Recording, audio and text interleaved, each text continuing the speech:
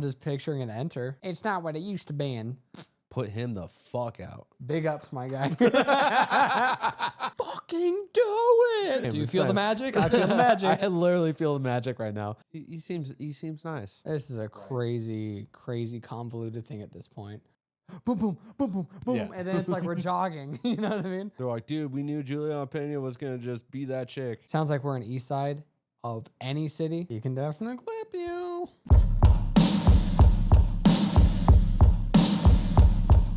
Welcome back to MMA Mathletes. My name's Sean. This is Joe.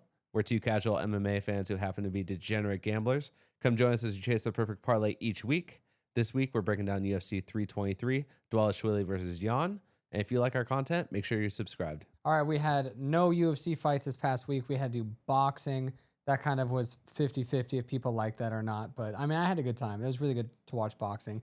Also, very embarrassing. I learned that it's not DAZN boxing, it's DAZN boxing. DAZN? We're going to be breaking down that card later. Right now, there's a ton of fight news. The 324 card? How sick is that one? Oh, dude, that's so sick. I was like, 324. Yeah, we're breaking that down today. Yeah. I got confused for a second. No, unfortunately, we have like a month before we get to watch this one. Bro, crazy. Song Yadong, they were like, for a long time. So we said Song Yadong would be fighting O'Malley. And then for a long time, O'Malley's like, yeah, you know, I don't have an opponent. We have someone in mind. Like this, that, and the third. I kind of just like beating around the bush. Yeah, like Song is, that's the first I'm hearing of it. Whoa, Song Yadong. I don't know why people are saying this. Whoa. Yeah. I'm only hearing it on social media. Yeah, and it's like, okay. And then flash forward, and then he's like, guys, Song Yadong, we're fighting, dude. It's crazy, right? You guys didn't expect that shit. Do you think they actually like just got gaslit into doing Song Yadong, or do you think that was going this whole time? No, I think he knew the entire time. I think there were negotiations the entire time, and someone was asking for something, or someone was injured, and they were keeping it hush. They didn't want too much publicity on it, one way or the other, this, that, and the third. But they don't want.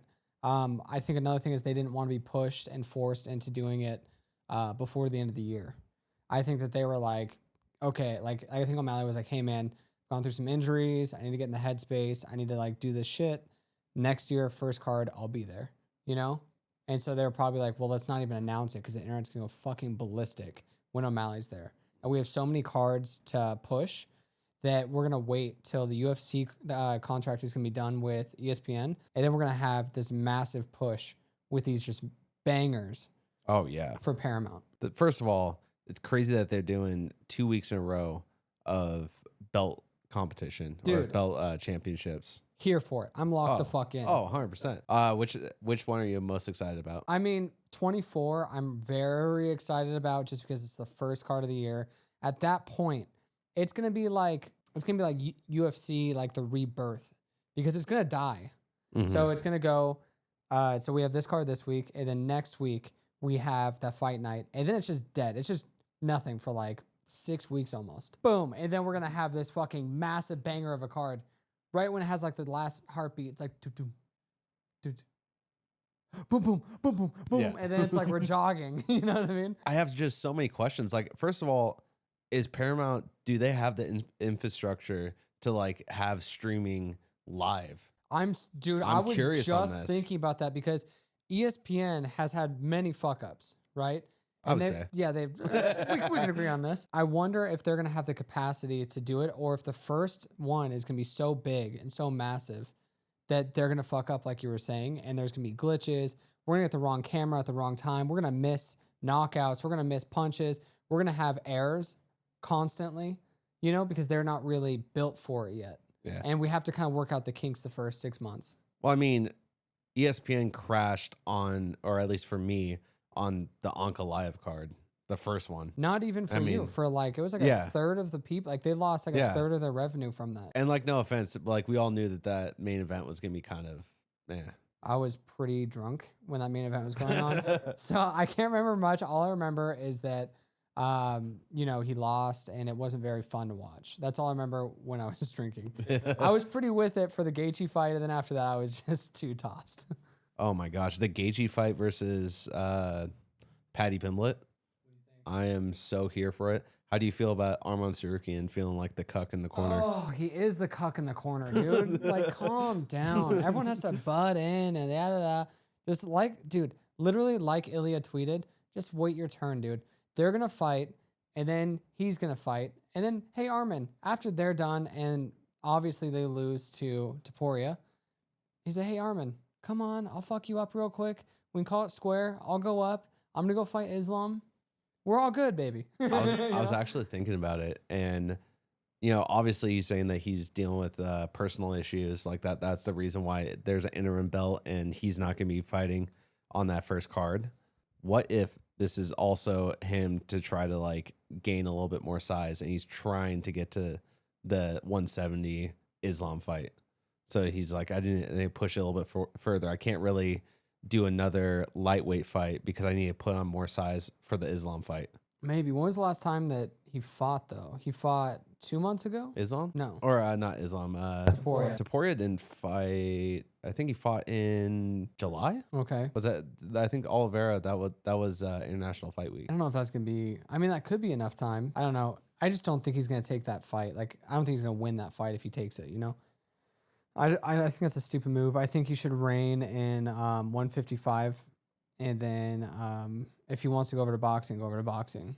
Okay, you've done enough for the sport. Just be the greatest 155er that's ever lived. I mean, first of all, being the greatest 155er that's ever lived makes you one of the GOATs. Yeah. Because you're beating out Khabib at that point, and everyone considers Khabib as the 155 GOAT and considers him as one of the GOATs.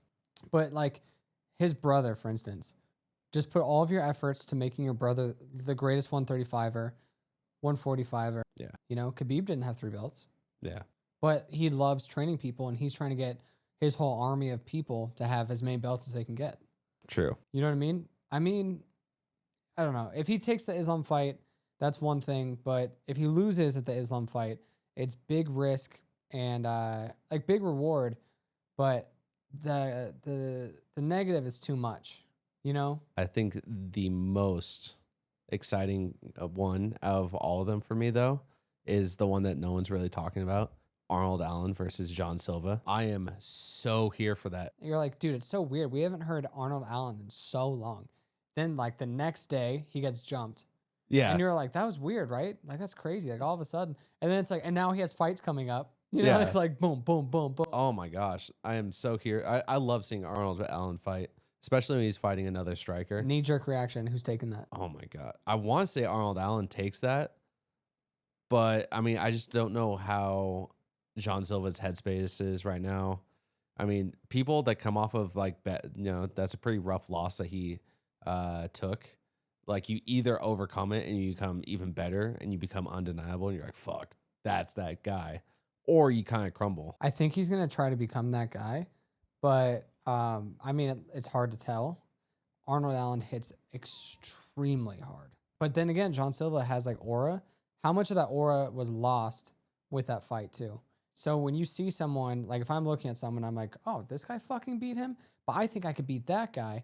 And I think I could beat that guy because that guy, now Arnold Allen, a very dangerous opponent, is going to go in to the octagon just so excited to beat the brakes off of John Silva. Doesn't even care about your aura. I mean, he hasn't fought since Evloev.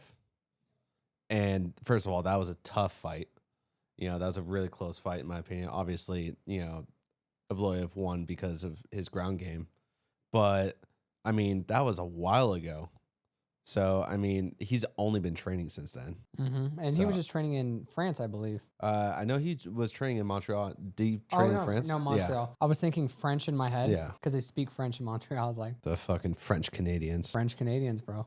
Who else is... So, like, we have Volkanovski versus Lerone. I wish we were. Oh, no. We have Volkanovski versus... Diego Lopez, too. Diego Lopez, too. And they want Lerone. Yeah. People are upset that Lerone's not the poll on that. And I loved the way Diego said. What do you say? He said, he tweeted out and he said, everyone needs to stop crying. They need to start focusing on themselves and working really hard, and then they can get here. You know what I mean? Like, dude, just I'm paraphrasing, but that's pretty much it. This is such a wholesome thing to say. Yeah, because it's like, but like, look at what he's done since the fight against Volkanovski.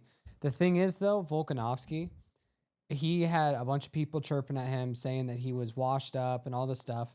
before his first Diego Lopez fight. Now he's going into that second fight. He already beat Diego Lopez. And on top of that, Diego Lopez is coming off this win. And he's like, okay, I think I could take Volk now. But Volk is like, this is my last dance, bro. I'm going to give you everything I have and some. I mean, reportedly. I mean, it sounds like that this might be his last fight. He's going to defend the belt once, and then he's going to call it quits on one of the greatest UFC careers, in my opinion. Honestly, yeah. He's literally going to do that. And then the next card we see is going to be a Hall of Fame induction. Oh, yeah. I mean, pretty damn close. Yeah. Yeah. I mean, he's just, what was he not done for the UFC? Who's headlining 24? It's going to be Gaethje versus Pimlet And for the interim belt. Who's below that? Kayla Harrison versus Amanda Nunes. That's right. Let's go. Holy dude. Who takes that? I think Nunes takes it. I just don't see anything. You're only as good as your last fight. And man, Nunes has only looked good except for one little blip on her entire career. And that was when she had COVID. She had a blown out knee. Like it was all these things. Couldn't train. Yeah. Would still had residual effects from COVID going into the fight. Like she had literally every single thing working against her. Anyone that was lesser than her would have just been like, yo, I can't fight. They just would have relinquished their title. 100%. Been like, yo, you're going to have to find someone else. Yeah. But I mean, I don't understand why you would do that when if you're Amanda Nunes, you go in, and if you lose, you were going to lose the title anyways. You're going to have to relinquish it because, you're sick and you can't get in there.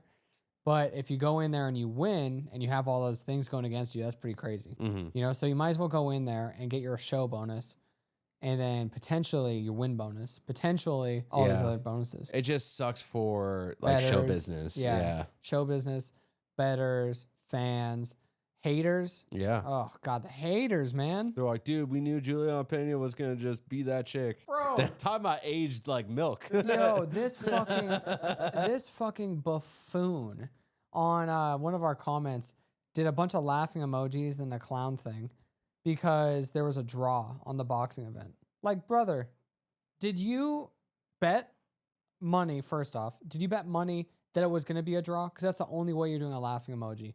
Because if you bet either way... Dude, if you snipe that, kudos. That's different. Yeah. But I guarantee you this guy has never bet, and he didn't place a bet on a draw. Fucking loser. What a buffoon. What an absolute fool. What a hooligan. But yeah. Oh, Alexa Grasso versus Rose Namajunas. Alexa Grasso is going to beat Rose Namajunas. I think so too. Unfortunately. I wish it didn't go that way because I love Rose Namajunas. But I just don't think that she's really... We have Figueiredo versus Nurmagomedov as well. Yeah, Nurmagomedov's going to get that by decision. Maybe he might actually do something to Figueiredo. Submission or something like that. Figueiredo, I don't know. He looked great in his last fight, but he's getting up there, man. He's getting up there, but also his ground game's really good. I think that he'll be able to defend most of Nurmagomedov's submissions. So I just don't see it happening there. And then on the feet, I think it's going to be pretty close. I mean, Nurmagomedov, he has pretty good striking.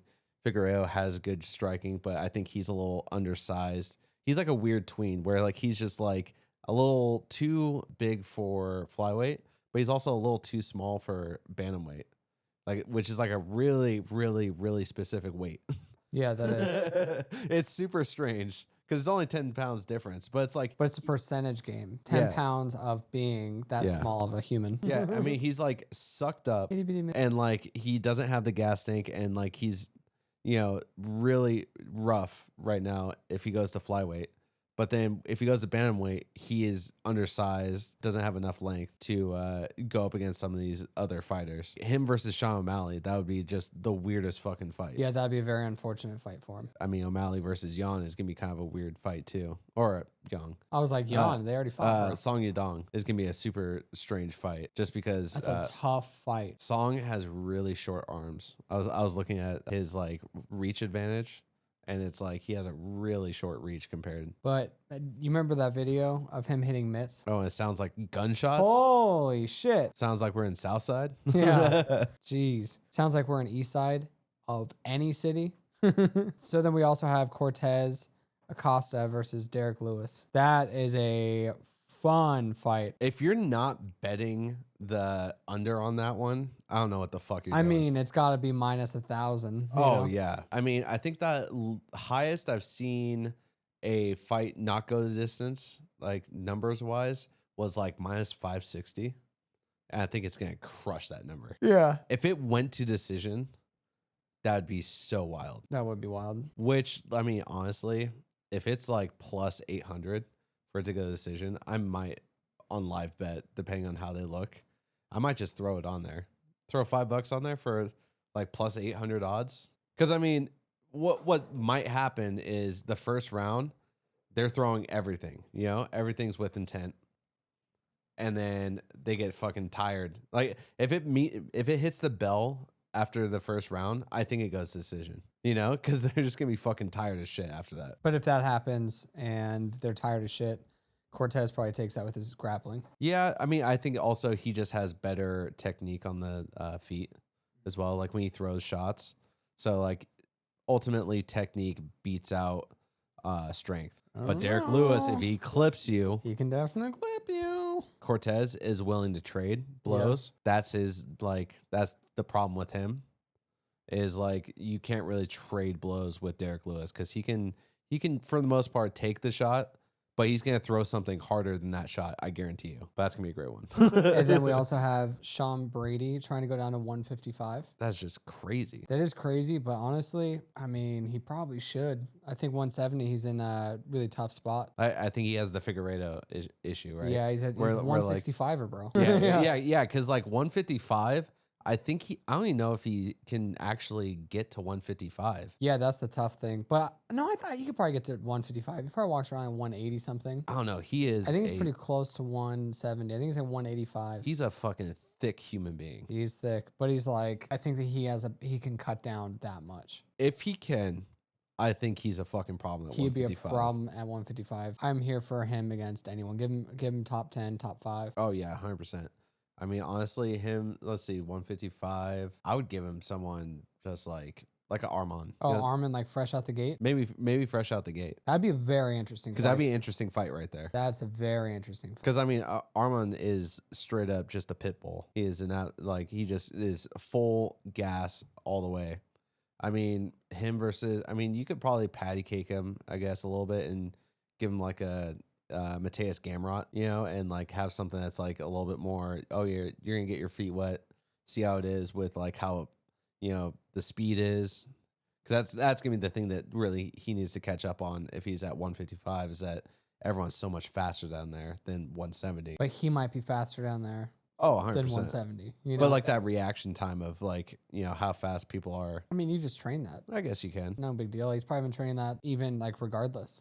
He trains with smaller people, bigger people. That's just how you train. Yeah. So then also Tom Aspinall. Do you hear about him and his eye? No. What's up with his eye now? All right. So straight from the horse's mouth, Tom says he's not training and is only focused on his health at the moment. There's a lot of talk about surgery on the eyes, and I'm not in the gym at the moment. Right now, we just got to focus on health. That's all I can control. We'll cross that bridge when I'm feeling better. Do you think he comes back? That would be the wildest thing. Well, his dad is thinking he goes to boxing. He goes to boxing. And there's more money in boxing, and he's already had boxing bouts before. Honestly, he's British. Like, it makes sense. They probably have a lot of connections over there for boxing. I just don't know how far up the food chain he can go. He doesn't need to because he has such a big name already. Yeah, that's true. That he pulls in money, puts butts in seats. He could probably get, you know, he's probably going to make like twice what he's making for UFC in boxing. I don't know. You're going to have a good showing that first fight. He puts people out though. Have you seen his boxing before? Like his actual boxing, like when he did professional fights? Oh yeah, he puts people down. Yeah, like I know he has the hands. Yeah, but it's like, I don't know, like boxing is just a different sport completely. Way different sport, but he doesn't have to worry about anything except for boxing. I think that I mean that could be the path. You know, maybe he fights Jake Paul, makes a quick like $5 million off that or something. Yeah. I mean, I just feel like endorsements. I feel like his footwork would need to come up a lot. Maybe he fights Francis Ngannou in the boxing ring. And then after that, he goes, oh, yeah, then he almost beat Tyson Fury. Now we have a Tyson Fury versus him fight. That'd be fucking nuts. That is true. Especially if you have it in England. It's endless. Boxing is just kind of a silly sport in that way, where it's like almost like when you're playing a video game and you're like, oh, let's do Rose against John Jones. You know what I mean? It's kind of like that. It's like whoever accepts the fight can just fight. You know what I mean? It's just the most ridiculous shit. But yeah, I just think that's crazy as fuck. He's like thinking about surgery and like right now he's just having issues seeing still. Like how fucking deep did that go? He went on to say like, he's like, yeah, listen to John Jones. John Jones even said that Cyril Gane is a cheater and he did it on purpose and like all this stuff. Just like, golly, bro. I mean, the evidence does not help Cyril Gane's case at all. Yeah. I mean, the fact that there's montages on YouTube of... Yeah, if you could put a montage together of your cheating, you've cheated quite a bit of times. I mean, I'm not going to say cheating, but like definitely Fouls. his fouls that he's done in the UFC. Yeah. It's been well documented, to say the least. Yeah. Ultimately, most of this, I think, might be a little bit overplayed. You think maybe, so? Maybe it's my tinfoil hat. I mean, he has a lot of footage of him going in and out of doctors to see specialists. I'm not saying that he's not dealing with issues or whatever, but I mean, how you're portraying it, you know, like with your words and stuff like that. I mean, if I was dealing with that stuff, but I still want people to be hyped on me coming back and getting like Cyril Gane again, and we're trying to get those butts and seats, I'm going to really try to like, you know, milk this in the way to try to get people hyped that when I do come back, they're like, oh my God, he's back. I think the thing is, though, is he's not trying to build a fight. He's trying to be an activist to change the eye poke game. And it's just ridiculous, this eye poke thing, just because, like, it's just like beating a dead horse. It's like sometimes when you frame, you might poke someone in the eye. When you grab someone's glove, you can poke them in the eye. When you're like, because you're training with big gloves, like we've talked about a billion times, you're gonna poke someone in the eye if you're not training in small gloves constantly. If you're in the big heavyweight division, likely you're gonna be training big gloves because you're not trying to put out every single. How many fucking heavyweights do you have for me to go against if I'm Tom Aspinall and we're training in 4-ounce gloves? You know. But at the same time, I think, you know, at some point they should be a little bit more cognizant and giving out more deductions of points to eye pokes. I don't think they do enough of it. I don't think every single one should be warranted. Like it's not like, oh, eye poke, that's 1 point. But eye poke, that's sometimes, 1 point. yeah, sometimes people are getting eye poke 4 times in one round, and they're like, dude, you gotta keep your hands closed, you know. And it's like, brother, like at some point, take a point, you know, like even like, you know, multiple hits in the nuts. It's like, bro, like if it happens more than once in a round, I feel like that's when you're like, okay, that's a deduction. Like the first time's a warning, second time, that should be an easy rule to follow around everything. Whether it's a fence grab, whether it's getting hit in the nuts. Dude, the fence grabs are getting egregious. Oh, 100%. That's being an issue. Yeah, any of that, you know, if it happens more than once, point taken. Yeah. So it's like, okay, I understand that like we're in a fight, things happen. But then, like, more than once, it's like, brother. I'm going to go a step further. If you go and you cry wolf about a nut shot or an eye poke, point taken on you. I'm tired of that shit, bro. I think it's a rough way to go out when someone's like, oh, I got eye poked. And then, like, they just get fucking demolished. Because they're like, you didn't get eye poked. Fucking brutal, dude. Yeah, like some people get hit just perfectly with that knuckle right in the eye. And they're, like, contesting an eye poke the whole time. And they're like, dude, they poked me in the eye, poked me in the eye. Then it's like, go, against the fucking cage.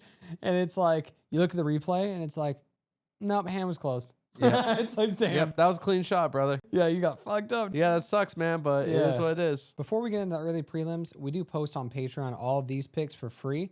We're posting on there pretty frequently every week, our new picks. Then we also post our spicy picks. It's only $1 per month. So if you pick one of our spicy picks and you win, you basically pay for your whole year. It's pretty amazing. You get to see all our spicy picks. Pretty cool. Getting into the early prelims. First one in the early prelims is going to be Muhammad Naimov versus Myron Santos. Who do you got? I have Myron Santos. I think he has more tools. He has more power. Just his athleticism is going to carry him all the way through. They both fought awfully. I mean, he got starched by Marion. But Muhammad, he just won by decision. So I think that alone, MMA math, I think that he wins. But I've also seen a few fights with Myron where I didn't think he won. And I think that they just pushed him forward. So I think that he has some sway in UFC. They really want this guy to be the next big thing. So if it goes to decision, I think he's going to win. But I also think that he's just going to take care of business in there in general. I mean, I do have Naimov money line, but I think That's fucking stupid. I wouldn't do that. Clown emoji. I think it's a very close fight. I mean, I could see Myron Santos taking it. Myron Santos, when he fought Francis Marshall, I thought I thought he lost that fight. I thought he did too. Okay, cool. Awesome. I was like, but they pushed him along. Yeah, they pushed him along. That's what I'm saying. So if it goes to decision, I think that they're going to push him along. The thing is, though, also is Francis Marshall, his leg kick was destroying Myron Santos. And if there's one thing that Naimov is really good at, is that calf kick. He's like TKO'd people with that calf kick. It's a problem. He also has really good like wrestling and grappling. I mean, I think that he can definitely get it done, especially if it does go into later rounds, because Myron Santos, I feel, fades in rounds 2 and 3. But he could definitely connect and definitely put him out as well. I do see it going over, though, obviously, because I think that Naimov might win.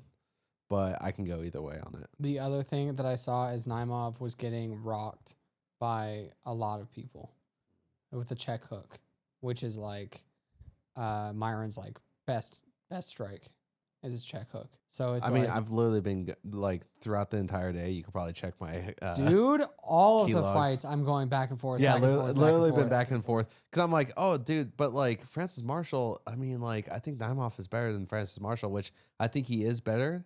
But one thing that made Francis Marshall really difficult from Myron's standpoint to fight him was his craftiness.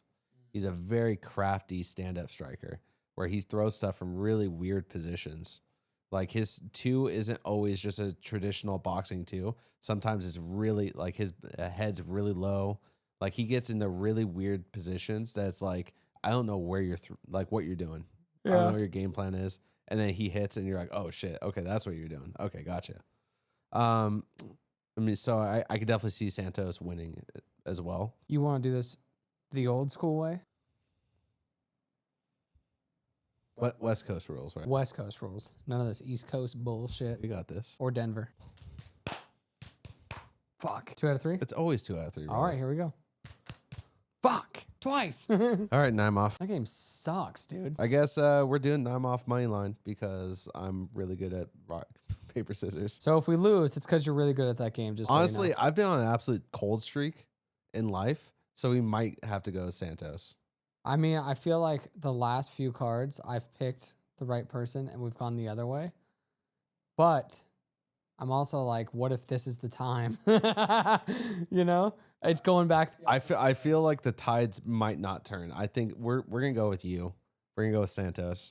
Now that I think about it, because I haven't won a bet in like 7 or 8 days, and it's been like pretty egregious things that have happened. So we're just gonna keep it to you. Okay. All right. Yeah. So if it's tie, we're just gonna go tie to you, just because my juju has been not there. Okay, that's fair enough. Fair enough.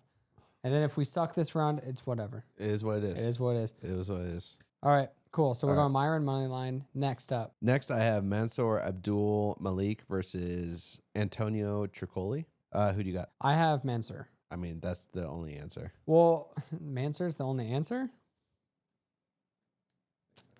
I think he might KO Antonio.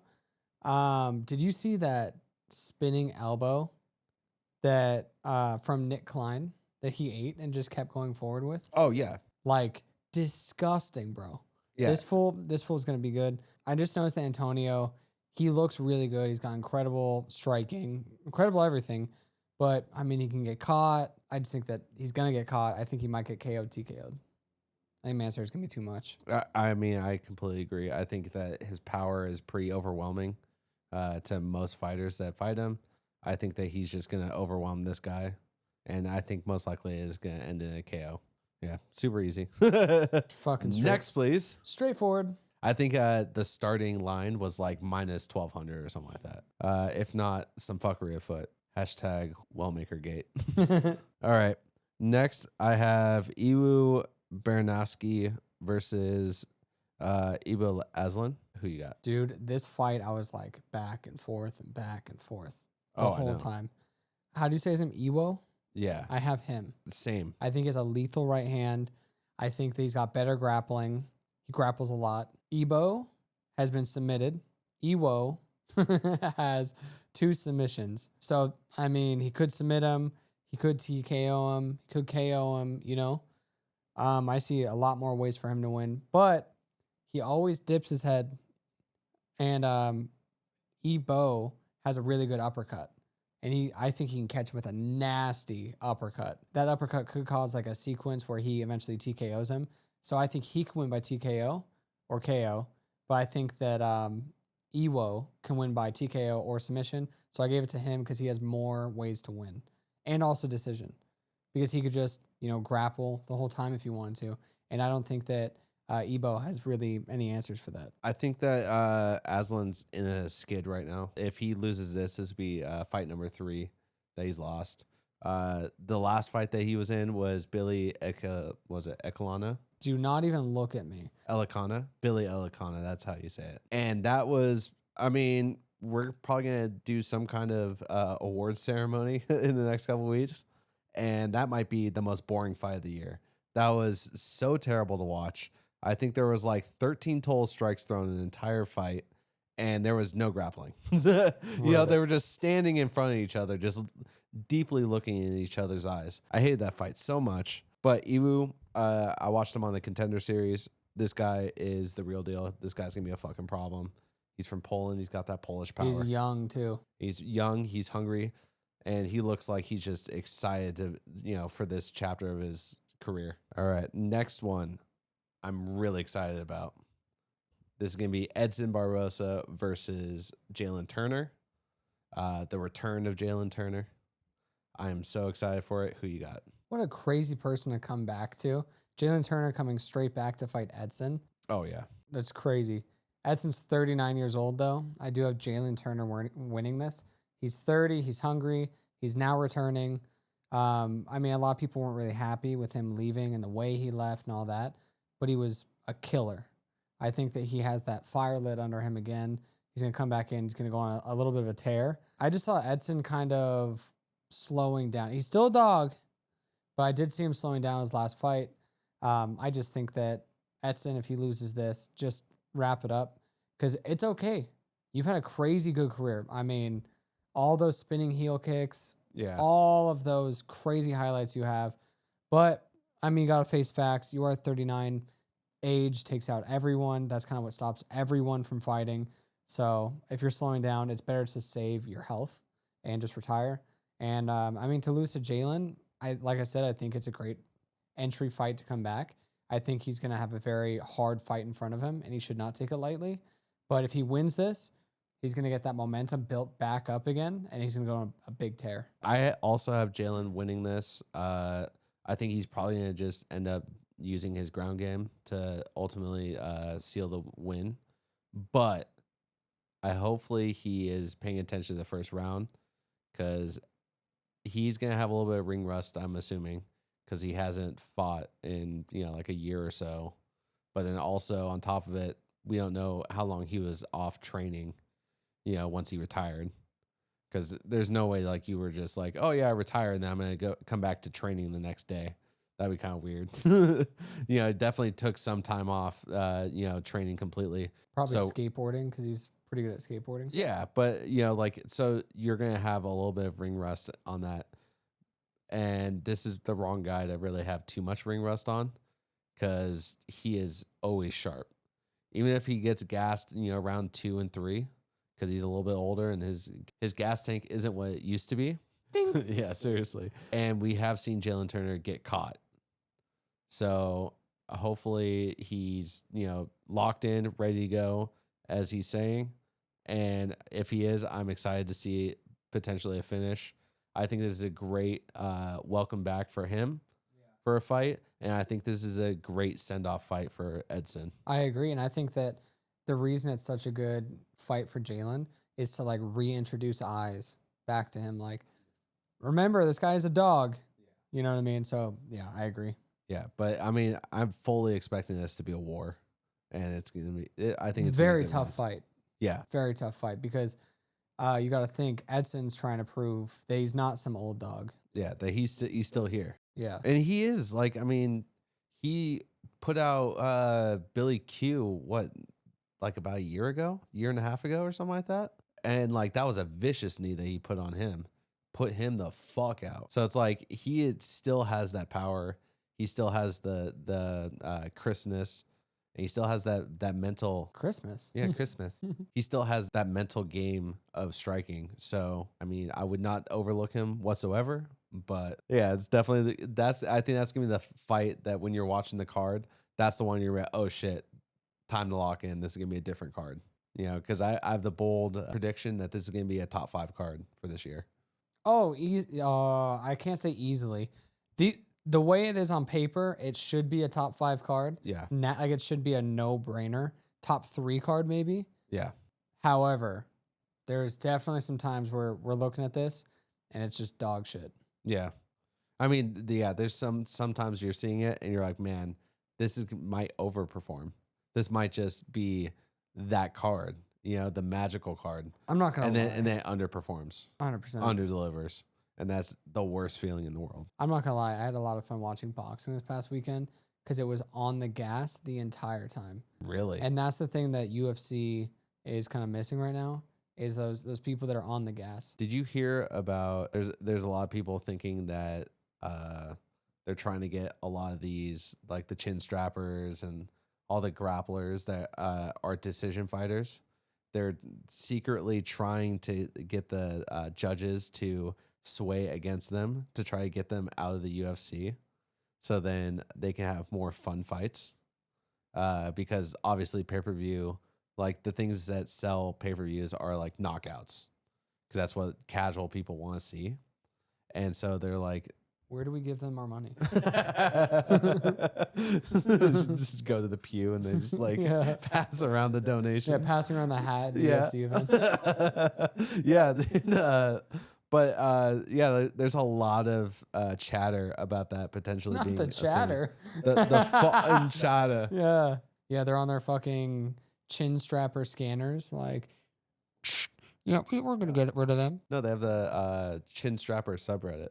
That's what it is. Dude, that'd be fucking so sweet if you had that as your subreddit. Chin strapper? The chin strappers. The next one we have is probably one of the most difficult ones for me to try to figure out what to do.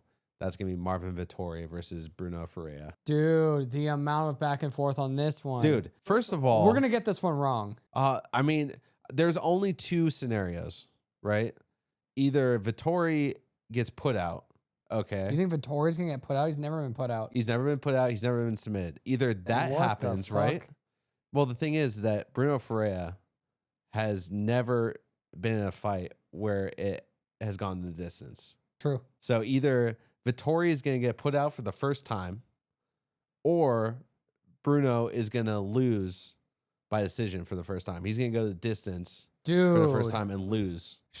I'm saying we put money on the decision. That just goes to distance or goes to Vettori. Goes to Vettori by decision. I'm here for it, honestly. So I have Vettori winning already. I do as well. It was back and forth. Same. But the thing is, never been submitted. He's never been knocked out. Those are both ways that Bruno wins, Mm-hmm. I don't see him going the distance with him at all. I don't see him as a distance fighter. I find Bruno to usually, he obviously gets the finishes still, but like I feel like he slows down a lot if you make it past the first round. Yeah, because he's trying to put you out. He lost his last 4 fights, and if you think, oh, he lost his last 3 fights, check again.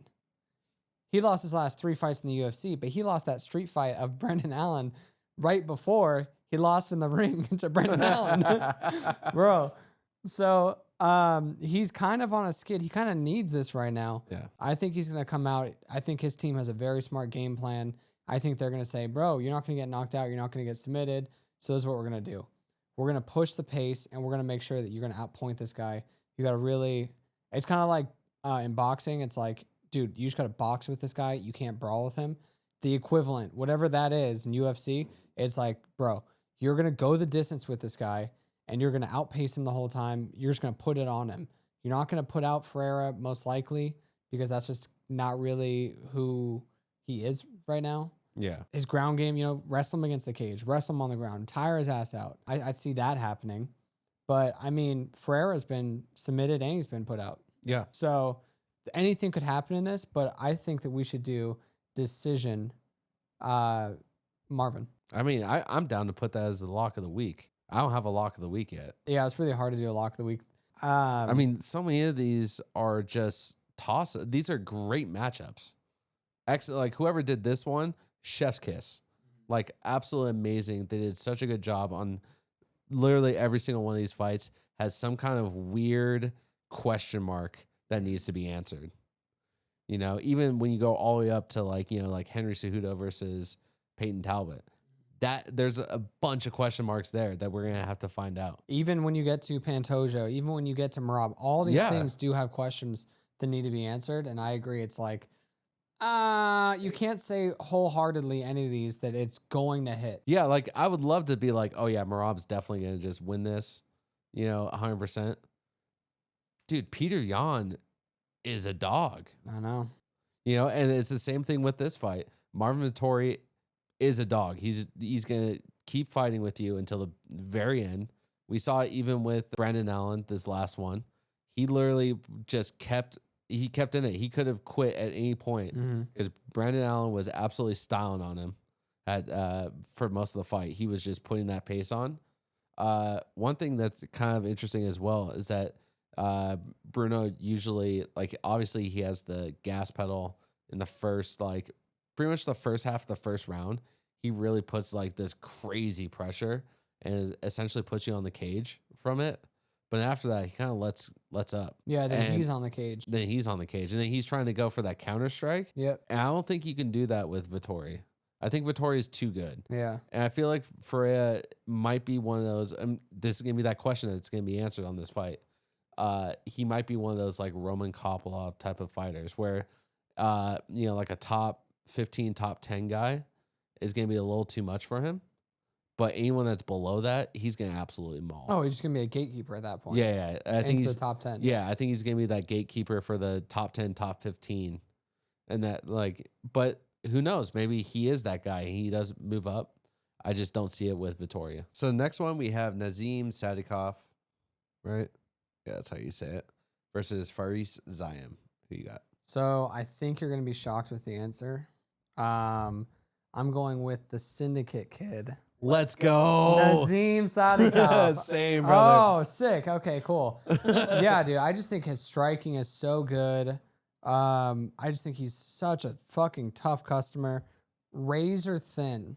The thing that really swayed me was the Terrence McKinney fight. Ferris was subbed by Terrence McKinney, and Terrence McKinney was subbed by Nazim.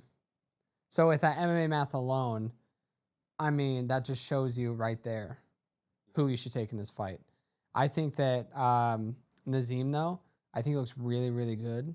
He looks very sharp. He looks very hungry. I mean, he's training out Syndicate. Those guys are fucking just killers. I feel like his confidence right now has to be sky high. He's coming off of 2 KOs as well, against great people, too. Like, I mean, I believe it's the last one was Kata. He caught him, and it was so sick, dude. Oh my God, that was beautiful. I remember watching that while I was bartending, and I was just like, oh my gosh, this guy's a fucking problem. Yeah. And I'm just so here to see this fight. I think it's going to be an absolute striking match between both of them. I don't know, man. I think that he catches Nazim, and Nazim does anything other than get TKO'd, he might get submitted. He might sub him. So I'm not going to pick how he's going to do it. Oh, no. I just think that Nazim's hands and grappling are better. Yeah. I think this is just gonna be a war though. Oh, this is gonna be like a fucking barn burner. Yeah, I'm so fucking here for that fight. Yeah, it's funny because when I was thinking of Ferris, I was thinking Yusuf, Mm. and I was like, oh, fucking, this is gonna be a crazy fight. Yeah, this is gonna be razor thin. Yeah. If I thought it was razor thin now, I thought now I was like, oh, Yusuf's taking this. yeah. You know what I mean? I was like, oh, this is Ferris. I think Yusuf is dating Macy Barber. Is he? Yeah. Great poll, brother. Good for you, my guy. Yeah. Big ups, my guy.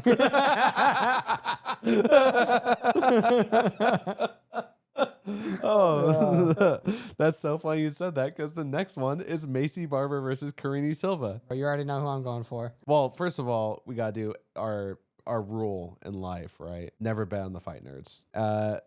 Karine Silva.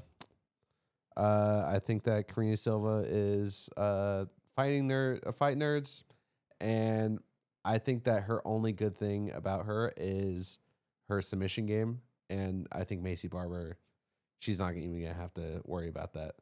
And I think Macy Barber is gonna prove a point that like she is that chick, and she's gonna come out and just throw hands, and she's gonna look really good. I just hope that she's able to make it to the the octagon. Hopefully nothing weird happens again. You know, that was a very weird situation that happened last time. Huge Macy Barber guy. 100%. Same. Yeah, so I think it was fucked up that her last fight, how everyone was treating her like that. I mean, she couldn't help it. It was literally a medical emergency. What dickheads. Yeah. Total losers. Well, you can fake seizures like that. Yeah, dude. Like, yeah, you could fake life-threatening shit. You could... Those photos, dude, that was in her fucking hotel room. Yeah. Like, losers. Anyways, I think she's going to go in there. She's going to throw heavy hands, a lot of pressure. I think that her ground game is going to be more powerful than... I got too excited about Macy. Happens a lot. Gotcha. Big Macy guy. Yeah, big Macy guy. So I think that she's going to have way like more power in everything. Her striking, her grappling. She's going to get it done, and she's going to look fantastic doing it. I think that she's going to prove everyone why she's there, and no one's going to say shit because that's just what's going to happen. If that's your lock of the week, that's a good lock of the week. No, that's not going to be my lock of the week. That's but not my lock of the week. I mean, either. that was very tempting because, dude, the people that don't like, it's like people must have forgot. Y'all must have forgot, bro. Seriously. I mean, I could definitely see Karine maybe like doing something slick because she is really good on the ground. Mm-hmm. And so maybe she does put her in a trap that ultimately leads to a submission. Absolutely. I not. just don't fucking see that shit happening. Yeah, that's like seeing Superman bleed. I'm like, nope. 100%. I'm not gonna believe it. Yep. You know? I mean, my jaw will drop if that happens. Yeah. But I mean, I didn't think Tracy Cortez was gonna get subbed, but you know, alas, here we are. Wow, it was a rough one. Yeah. So I mean, weird things can happen, but I'm not gonna bet on expecting the weird thing to happen. You know, I'm gonna expect what I think most likely is gonna happen, which is Macy Barber just runs through this chick, and then, you know, she calls out Erin Blanchfield, being like, "Yo, I want that fucking, you know, fight again."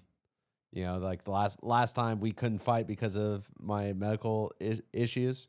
Now I'm healthy. You saw me put this chick out or put her away, whatever, you know, happens. And let's fucking do this. And I'm here for that fucking fight. Fucking run it. Absolutely run it because there's bad blood. And whenever there's bad blood, that means that it's going to be a good fucking fight card. Dude, I just love that video of Macy when she's in that Karen's face. And that Karen's like, you're lucky your friends are here or whatever. She's like, or I'd beat your ass. She's like, fucking do it. Like, yo, bro, if you're not, how are you not a fan of Macy, bro? Like, y'all are crazy. She's so fucking dope. It's weird that you were previously talking about Terrence McKinney because the next one is going to be Terrence McKinney versus Chris Duncan. Bro, I fucking hate betting on Chris Duncan because he looks like he's going to lose the entire time, but he doesn't. Like, he's just like, he just wants me to fucking sweat the entire time I have money on him. I have him. I have him too. I have him. I think he's winning, but like, I'm going to be fucking stressed the whole time. Like, the problem is that Terrence McKinney can just pull shit out of his ass. You know, like kind of. The thing is, he's so fucking explosive in that first round that's when he can definitely pull shit out. And when people get overconfident, I don't think Chris Duncan gets overconfident. I think that he's just a confident guy. I think he's going to go in there, and I don't think he's going to finish him, but I think he's going to get the win. Yeah, I think this goes decision. If I was a betting man, but what's it called? I mean, Terrence McKinney can definitely get it done as well. There's If they do, it's the under. but I mean, honestly, I expect this just to be a sick ass striking match where we're just like, what the fuck is happening right now? Maybe. I think that sometimes I feel like Terrence, he comes out so strong, and then it becomes like, where did your entire game plan go? Like sometimes he just like melts against the cage, and then he's like, oh, I got this guy's back. And then the guy turns into him, and he's like, oh, I don't have your back anymore. And I also don't have any bottom game, and I also don't have anything, so I'm just going to wait for us to stand up. Like, what are we doing here? Yeah. What have you been training? I only know striking and how to submit someone to RNC. It's like you trained just for like all the way up to like the last moment. Yeah. You're like, oh my God, this is happening. What am I supposed to do? You're now? not supposed to turn into me and get out of my rear naked choke. What the fuck? That's not how we train that shit. But Chris Duncan's a dog, and you can't really he's not going to let up at all. That's the thing, is his pressure is relentless. I think his pressure alone is going to break Terrence. He just can't get overconfident in the first round, because Terrence can definitely fuck you up in that first round. Like, Terrence is that guy that you don't want to get in a street fight with. I think You know what I mean? Like, he's the guy that he'll spark you. Like, real quick. 100%. Yeah. But I think that Chris Duncan is really good at keeping his opponents at arm's length. I mean, sometimes he can, get in that like really crazy dogfight, like we saw it with Mateusz Rebecki. Oh, my guy. Your fucking guy. So next one, I got Grant Dawson versus Manuel Torres. Okay, Grant Dawson versus Manuel Torres. I have Manuel Torres. I think Grant Dawson has really good ground game. I went back and forth 100,000 times. I just think he's gonna come out and he's gonna lay it down. He's gonna clip him. I think he's gonna clip him. I just think that he's just too much. And Grant has been KO'd before by like Bobby Green, and you gotta think, is Bobby Green's power as powerful as his? Because, dude, remember when we were sitting there, we had money against him. We had money against Manuel Torres, and he came in with that elbow. Oh yeah, Brother, holy shit! And he just like put Mata out. Dude, I'm telling you, I just have a feeling he's gonna do some work on Grant Dawson. I mean, this was razor thin for me. I gave it to Grant Dawson just because of his grappling. 100%. But I mean, it's hard not to just absolutely love Manuel Torres's. First of all, his shot selection, like his tools all around. The fact that he can throw punches, he can throw kicks, he can throw knees, he can throw elbows. Like, he is dangerous from any stand-up position. That's the thing, though, is the elbows. I think that he does such a great job, and they're not used to that. So these grapplers that want to come in and clinch, or they feel in danger and they do something, his knees and elbows, he's too sneaky. I think he's going to catch him. So, like, I can definitely see that happening. I can definitely see Grant Dawson, though, just, randomly eating it and Just then Grant Dawsoning. Yeah, just being Grant Dawson. It's like, which Grant Dawson we're gonna have. That's the thing too, is I'm not betting on, which one are we gonna do? I'm betting that there's a good chance he doesn't show up. There's a good chance that he does show up. It's like 50-50. And I'm not betting on that, because I know Manuel Torres is showing up. So I'm betting on the fact that this boy is gonna show up. And so he beats a bad Grant Dawson on when he's having a bad night, but he may beat him on a good night as well. That's such a good point. You know what I mean? Yeah. So I'm tired of these people not showing up to fight. Manuel Torres comes to fight every time. He comes correct, and I think he might KO or TKO him, but I think just lock in, because it's gonna be a great fight. It's either gonna be first round knockout, right, or it's gonna be Grant Dawson eking out a 3-round fight. I think It's so funny. In my mind, I was visualizing a second round TKO. Oh, it's second round. Yeah. Interesting. Yeah. Maybe like stunned the first round, barely gets through. Second round. He's still not all there. Yeah. Almost like a, what's it called? Catches him again, TKO. Yeah, almost like a Pereira Prohaska. Yeah. Jesus, oh my gosh. Are we just locked in? Dude, Oh my gosh. we finish each other's sandwiches.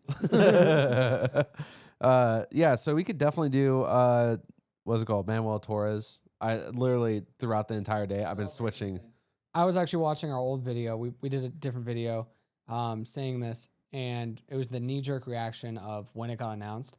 And our knee-jerk reaction was Grant Dawson because of the ground game. Yeah. And I'm like, God, his fucking ground game. I'm like, these guys, man, on this stupid podcast have me thinking that he's going to win because of the ground game.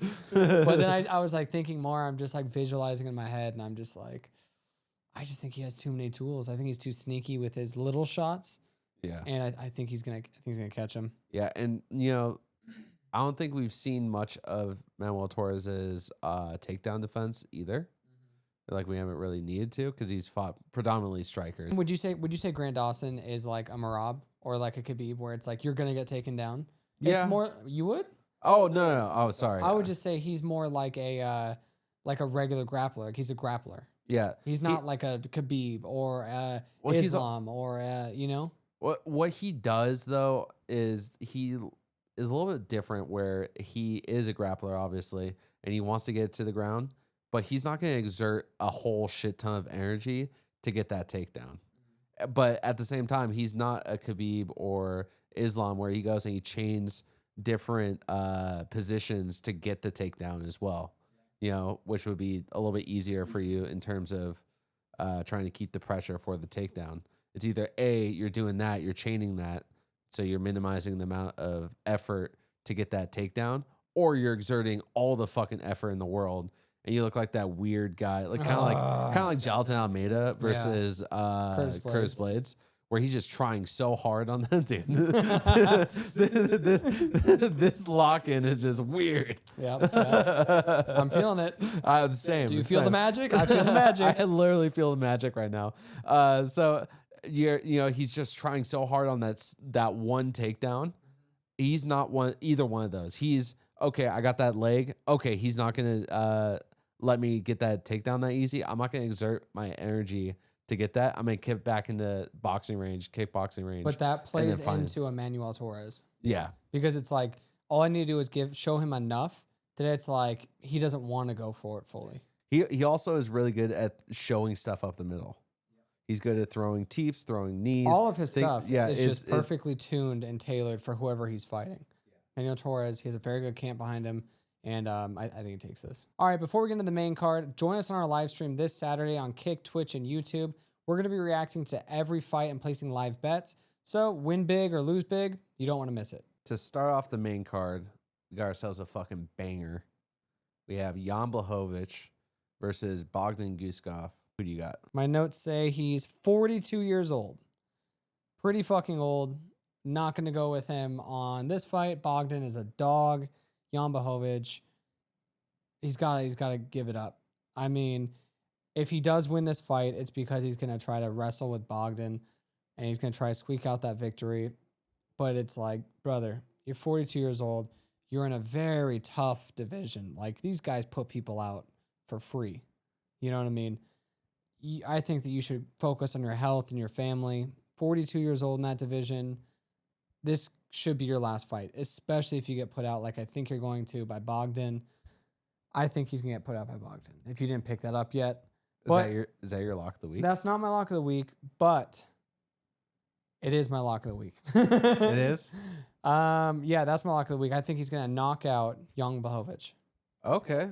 He's 42 years old going against this crazy, crazy striker. The only way he doesn't get put out is if he wrestles. Or if he puts him out. I don't think he's putting him out. You don't think he's putting him? I don't think I don't have. I'm being merely devil's advocate. I do not think Yan has it in him to put him out. I think he's going to be a little bit slow. Every time we see him get in there, he gets a little bit slower, a little bit slower. I mean, 43 is like ancient in fight years. He's 42. 42? He's 42, but sorry. The last time he won was in 2022. So when he was like, what, 39? Brother, we're about to be in 2026. Yeah. Like, there's no way you're winning this fight. I think that it's a dangerous fight for him because Bogdan's going to come in swinging. He's going to want to put a stamp on this. He's going to want to put out a legend like Yan Blachowicz. I think he's putting him to sleep. TKO or KO, that's the money. And that's my lock, is that it's going to be a KO, TKO, not that it's going to be money line. There has been a bunch of fighters that I've bet on that have fucked me over. Bogdan is not one of them. Okay. Every single time I put him on a card, he is not the reason why I lose my fucking parlay. Well, he is now that you jinxed it. Okay. But he is an absolute machine. He is gonna. I think he might walk through him, but I can definitely see Blachowicz still having a chin, and this goes to decision, right? Because he lost to Pereira. And that went to decision, and Pereira hits like a fucking Mack truck. That was Pereira going up to 205 though, and a little bit apprehensive. And apprehensive. He has he's a fucking beast. He's young Blachowicz, but that was in 2023. That was 3 years ago. Yeah, you know what I mean. The only thing I can see, it's funny you say wrestling. I think that the only way he gets it done with Bogdan is he catches him coming in. But I just don't see that happening. I think Guskov he's defensively sound. He's really defensively sound for a 205er. He's really good at being defensively responsible. I think that this is going to be kind of a passing of the torch. It's going to be like, sorry, Yan, you've had a good run. Like, I love watching your fights. I think this is going to be kind of like the end of the era. Yep, I agree. 100%. Next one we have is probably the hardest one for me. And that's going to be Henry Cejudo versus Peyton Talbot. So for this one, I do have Peyton Talbot. I'm very interested in seeing how far his wrestling's come, because he needs to have that good wrestling. I'm putting on Peyton just because I believe in Peyton. He showed such great progression in his last fight. And resilience. Overcoming that loss. But that loss, he looked terrible in that. But then he comes back and you could tell he put the work in the gym. I think that he can definitely catch Cejudo. Cejudo's 38 years old. I think he can catch Cejudo. I just don't see Cejudo doing too much to him. The striking's not going to be very scary to Peyton. So I don't think he's going to respect it. And I think when you don't respect the hands, you're not focusing on the hands, and you're going to notice the takedowns. I think he's going to be fine. I think he's going to be a fine guy in there. I don't think he's going to have anything to worry about. I think he's going to take it. I think he's going to take this fight. Fine guy in there. What a weird thing to say. Yeah.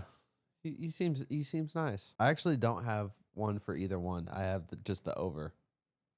Because I couldn't really, because I was like, I could see Cejudo's veteranness coming out in this, and his wrestling really becoming a factor, because he does have really good wrestling. But I can also see Peyton just keeping him on the outside and keeping him in kickboxing range. And if he has it in kickboxing range, there's no way in fucking hell that Cejudo gets in there and even lands a shot, because he's like 5'0". So I can definitely see it where, there's just no way he can, bridge that void to get his wrestling off. But at the same time, I can see him, actually going through the void and then getting that takedown, and it's like a long night for Peyton. But I think either way, I think that it goes over the rounds. I think it goes to decision. I think Peyton's probably been in the gym training sneaky ways to avoid that takedown. Knees, kicks up the middle, things like that. And I think he can hit Cejudo from far enough away. I think you don't think he could get it done early against Cejudo? I don't know. That's the question, right? That's the question mark. Because who's put out Cejudo? Who put out Cameron Simon? Malcolm Wallmaker. After he did. Yeah, but Malcolm Wallmaker. So what are you saying? We could definitely do Peyton. I literally we could do the over. It was just difficult because I'm like, I love Peyton Talbot, but I also love Cejudo. I love watching him, especially when he wrestles. Like, that's weird for me to say, for being a casual that loves predominantly striking. I love watching his wrestling. His he has so much knowledge on the ground. I don't know. It was just like kind of tore me apart trying to. And literally, I like the entire time, because normally I have my alternate, over under or something like that, bet. So I kept the over, because I'm like, I think it's gonna go over, but it kept on being, oh, but I think that's who I was gonna win. Oh, I think that Talbot's gonna win. I'm like, at this point, this might just be a fucking majority draw. Like, It just sucks. I'm such a big fan of both. It's like I don't want to see either of you guys fight, but if I do, I'd rather see the young buck win, and then we see him go on some crazy tear. Yeah, and then it's like, oh, Henry's looking back like, I lost, but I lost to this guy who is now the champion. Yeah. He's been doing shit for like 5 or 6 years now, just defending the belt. That's a great story. And that's a great person to lose to. Yeah, we can definitely do Peyton as well, because who knows? Maybe the judges see it for Peyton because that's a better storyline. But also they're judging more damage now. Yeah. But also, you got to think, what's the next big fight for the bantamweight division? And in my opinion, Wellmaker versus Peyton? No, better. Peyton Talbot versus Sean O'Malley. Nah. Are you what? Do you think so? I think that's a great fight. I think that Wellmaker, because Wellmaker went up to 145 to take that fight. Okay. Now that they're back at 135, Wellmaker versus Peyton. Let's see who takes that. Whoever takes that versus Sean O'Malley. Okay. I mean, I'm here for that, but ultimately, him versus Sean O'Malley. Because Sean O'Malley has to go fight Corey Sandhagen. Yeah. Whoever wins that versus whoever wins Wellmaker versus Peyton. Yeah. Problem is that Wellmaker has at least 2 more fights before he can even reach Peyton, in my opinion. Oh, Peyton, you think so? Well, because Peyton's top 10 right now. Or he's like, maybe he's number 12. Something like that. He's top 15 for sure, right? And now he's going up against Cejudo, which is a top 10 person, top 5 person, something like that. So, like, Wellmaker is not even ranked right now. So he has to, he needs one fight to get back in the graces where everyone's like, oh, he might still be that guy, right? He just, kind of stumbled a little bit. And then you need that second fight to get you back in the rank position. And then that third fight, you can come and fight Peyton. So he's like a year out if he wants to fight Peyton, in my opinion. Okay.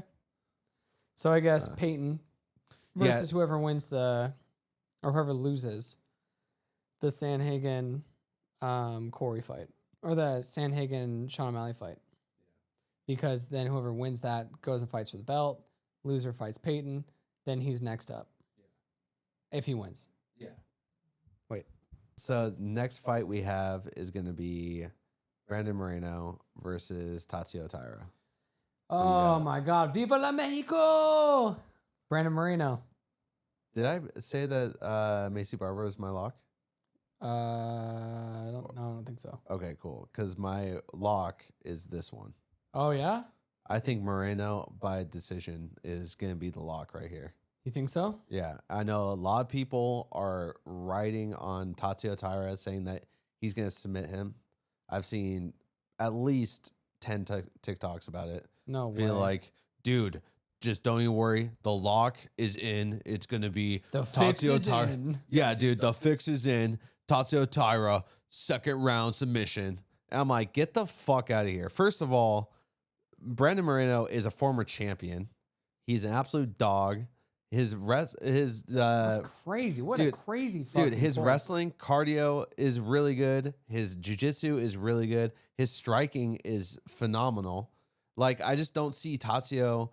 I think the Tatsuo Taira that we're gonna see is gonna be similar to him versus Royval, where it was like once he gets him on the ground, it's gonna be kind of a rough day for it. Like, it's gonna be more like annoying than anything against Moreno. But he has to get him to the ground first, which that's going to be the struggle, because Moreno is so good at angle cutting and things like that. And Tatsuo was having an issue with Royval's angle cutting. And I haven't seen anything yet since that Royval fight that shows otherwise, that where I'm like, oh, he's going to outstrike and make it, inside of Moreno's guard to be able to, actually try to get him to the ground. So you're saying Brandon Moreno by decision? Brandon Moreno by decision. That's a lock. So you're saying the fix is in Brandon Moreno by decision? The fucking fix is in, dog. All right. I really think that Moreno is he's just gonna look really good. I'm gonna get really pissed off when Brandon Moreno knocks out Tatsu Taira. I don't think he knocks him out. I think Taira has a really good chin. He's very young, but I mean Moreno can definitely get it done. I just don't see it happening on this. I think that Moreno, he's just gonna he's just gonna out style him. He's just gonna look really fucking good doing it. Yeah. And he's going to be like, yo, Pantoja, let's run this shit back. Right?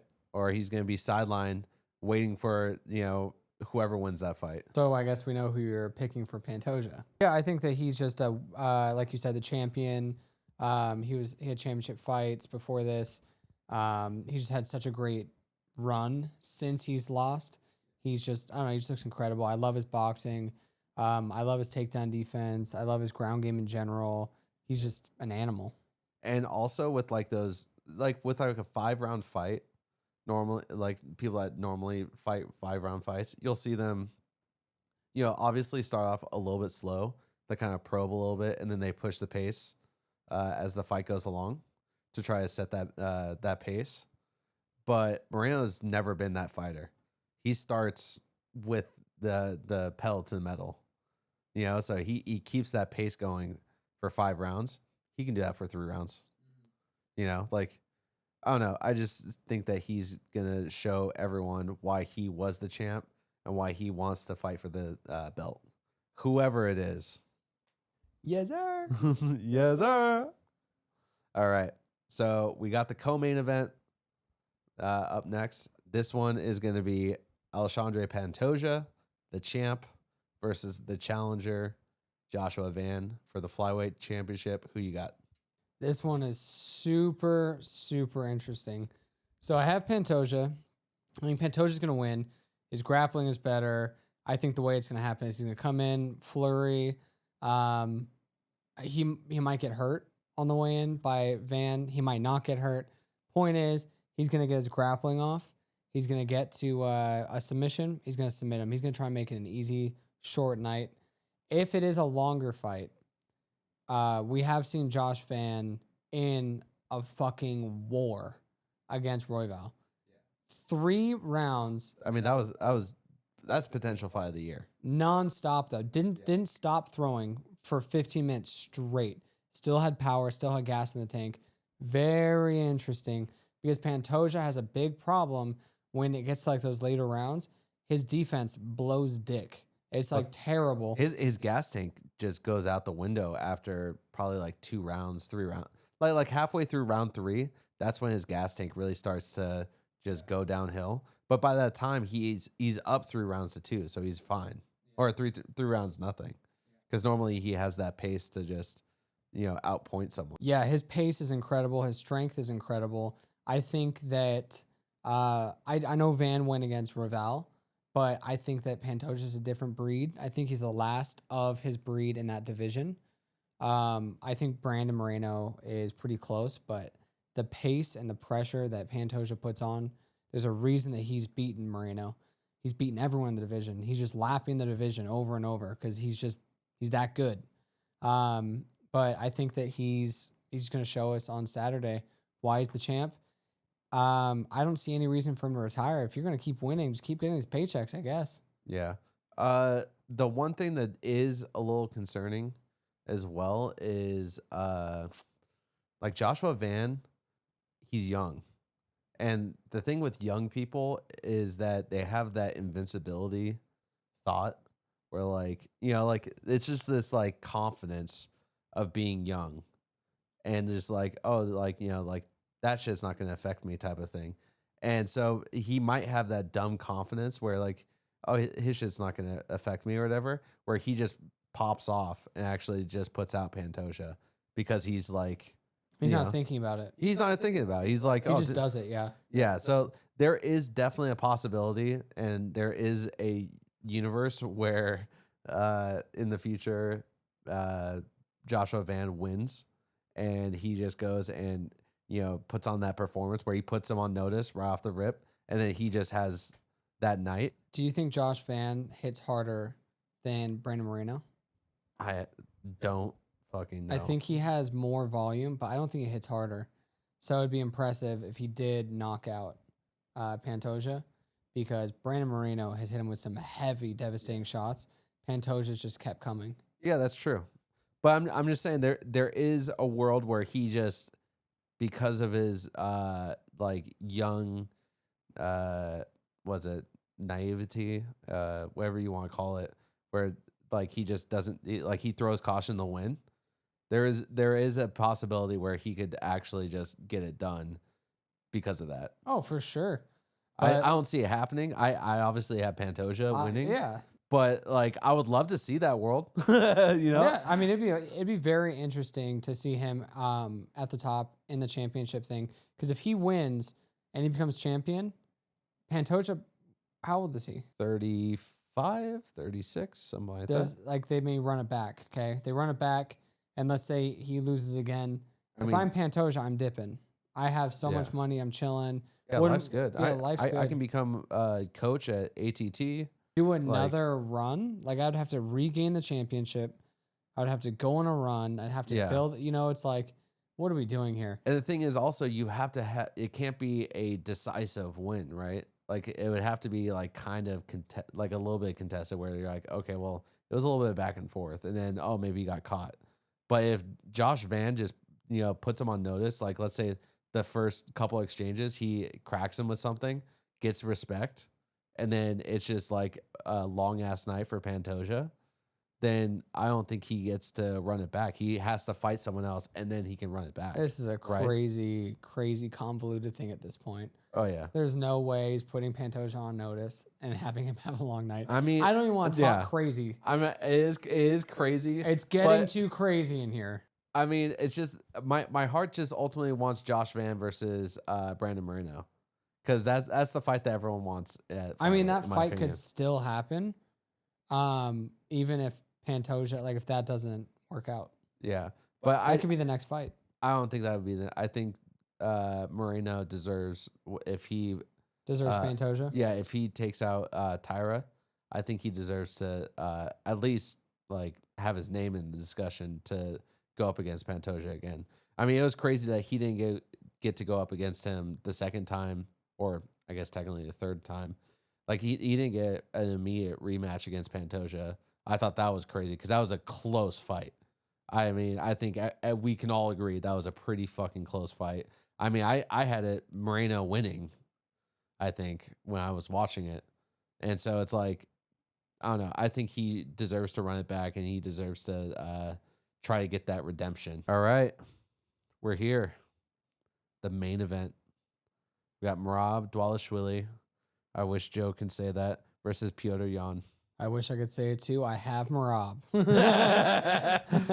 I mean, dude, crazy stat. So I like to look at Tapology, obviously, like because I like to know what gyms people are fighting out of. Obviously they have the little things as well. Like they show you stats like reach and all that stuff. But then they also show what voters are saying. You got to put in your vote on prediction. Merab, first of all, anyone else that's not Merab, like think of like, John Jones. Prediction, usually it's like 70 to 80%, maybe 80%. Most of the time it's like 70%. Whether for John Jones versus his opponent. Merab's at like 91% on this fucking prediction. Dude, he's like that guy. That's how right now, dominant everyone thinks he is. And he is that guy. He is that guy. He's right? that guy. And I think Petr Yan has to just put the fight of his life together. He has to have that one night where everything goes right in order for him to win this. Yeah, perfect. So he has to have a perfect performance, while Merab has to have the worst performance. Yeah. Because he lost to Merab, pretty close fight, but Petr Yan since that fight has like maybe gone to here. Yeah. He's just a little bit better. But Merab is a complete different fighter. He's fought how many hours in the octagon since that fight. He's such a different fighter. He's going to just dog walk Petr Yan. The only way I could see Petr Yan getting this done is if he catches Merab, which can happen. He has the power, he has the trickery, and Merab has been put out before. That can happen. I don't think it will happen, but it definitely can happen. I think Merab, it just sticks to the game plan. What's working? A lot of pressure with your hands and, throwing a lot of combinations at him. Right when he's getting comfortable, wants to strike with you, you take him down. You could let him back up like he does, where it just drains their energy. He's like, oh, cool, get back up. I'm taking you back down. I'm taking you back down. He could just do that. He can grind you against the fence. He can get a submission. He could try to get a knockout. Like, Merab, he could do whatever the fuck he wants, pretty much. Well, he is just so relentless. He just, talk about someone that just has the most unending gas tank. Like, it's crazy. And for a fact that he's getting tested more than anyone else in the UFC right now for any kind of EPO or whatnot. He has to, because they need to study his cardio, because his cardio is far beyond anyone else that's in the UFC right now. It's honestly not really that close. And I just don't see Petr just beating that. I don't see him out striking him for 5 rounds. I don't see him out grappling him for 5 rounds. I don't see him getting a submission on him.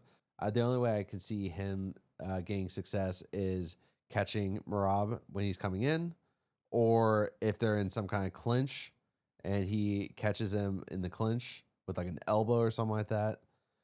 But that's such a small margin of error for success versus everything else. Merab is going to, just honestly, he's way more polished in all those other areas. Yeah, he's just polished. He's in that perfect mode where he has the mental game to figure out everything and crack the code of what he needs to do, matched with the reaction time and the youthful body still to get that shit done.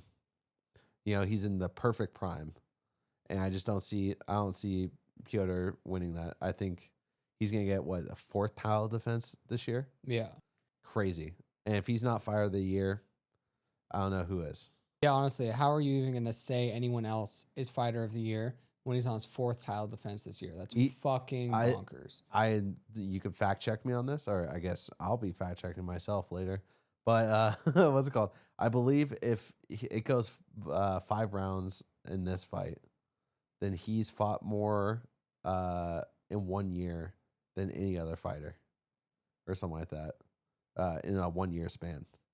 That's crazy. Yeah, I believe it though, because this would be his 4th fight. That's 25 minutes long, essentially. No.